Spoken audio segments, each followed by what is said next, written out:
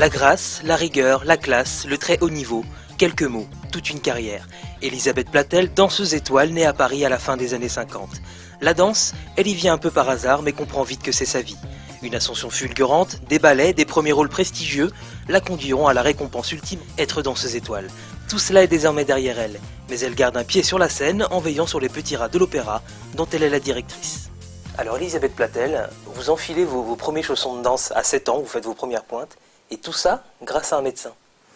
Je pense que c'était la mode à ce moment-là. Les médecins conseillaient beaucoup aux parents de mettre leurs enfants à la danse. Donc tout de suite, dès vos premiers pas de danse, vous avez compris que c'était cela que vous vouliez faire. Oui, oui, vraiment, la danse s'est imposée à moi avec plaisir.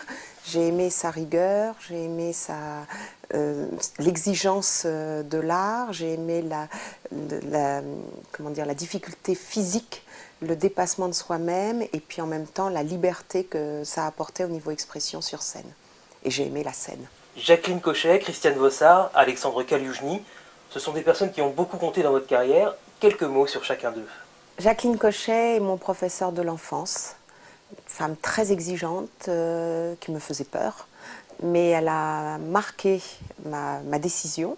Après, il y a Christiane Vossard. Alors Christiane Vossard, c'est rigueur, fantaisie, musicalité, et c'est celle qui m'a appris les fondements. Alexandre Kaliouchny a été danseur étoile à l'Opéra de Paris. Il m'a appris à analyser mon travail personnellement et à ne pas attendre la correction. À 17 ans, vous entrez à l'école de danse de l'Opéra National et tout s'enchaîne assez vite. Vous êtes engagée dans le corps de ballet, vous êtes promue première danseuse et vous commencez à travailler avec des personnes comme Georges Balanchine, Maurice Béjart. À 19 ans, c'est un peu comme un rêve éveillé, non? Je suis arrivée à l'Opéra de Paris, je voulais rentrer dans ce théâtre. J'avais envie d'être danseuse de l'Opéra de Paris et donc j'ai passé tous les concours avec plaisir et avec succès. Ça, c'était une chance. Je crois que la chance fait aussi partie de la carrière. Si je vous dis 23 décembre 1981. 23 décembre 81, c'est à la fois c'est le début de tout et c'est pas là que tout est arrivé. Hein. Je le dis souvent, on devient danseur étoile, c'est-à-dire qu'on ne l'est pas le jour de la nomination. Donc moi, ça a été le début d'une carrière très longue. Et si je vous dis 9 juillet 1999?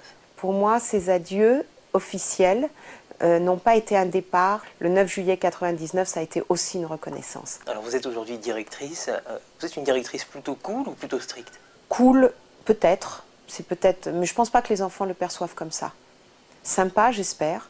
En tout cas, je parle avec eux, mais il y a une distance et ils sont très respectueux. Est-ce que vous vous revoyez dans certains élèves que vous avez? J'essaye de leur dire que tout ce qu'ils vivent, je l'ai vécu, plus ou moins fort, mais que c'est un parcours obligatoire. Et vous dansez toujours? J'essaye aussi de danser toujours. En tout cas, lorsque je suis dans un studio avec mes élèves, je suis danseuse. Et si vous deviez résumer en une phrase ou un mot, qu'est-ce que vous a apporté la scène tout au long de votre vie?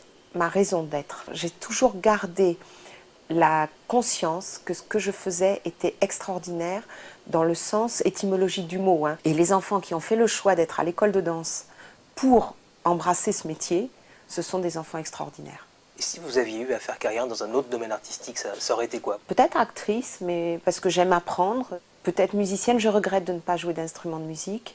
Le dessin, certainement pas. La danse a été un moment tellement unique pour moi que je n'avais pas le temps de faire autre chose. Et à aucun moment vous le regrettez, ça? Ah non, aucun. J'ai aucun regret et je le referai exactement pareil avec les mêmes erreurs.